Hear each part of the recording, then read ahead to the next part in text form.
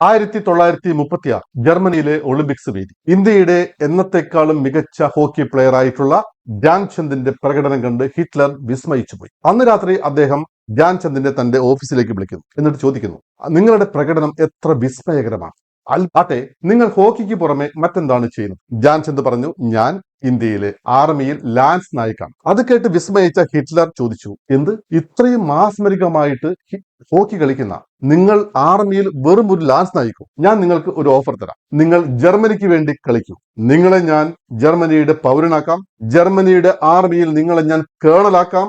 നിങ്ങൾ എന്തൊക്കെ സുഖ സൗകര്യങ്ങൾ ആവശ്യപ്പെടുന്നുണ്ടോ അതെല്ലാം തരാൻ ഞാൻ തയ്യാറാണ്. പിന്നീട് ക്യാപ്റ്റനായ ധ്യാൻചന്ദ് ഒരു നിമിഷം പോലും ആലോചിക്കാതെ മറുപടി പറഞ്ഞു, എന്റെ രാജ്യത്തിന്റെ ഉത്തരവാദിത്തമല്ല എന്നെ എല്ലാ തരത്തിലും മികച്ചവനാക്കി മാറ്റിയെടുക്കുക എന്നുള്ളത്.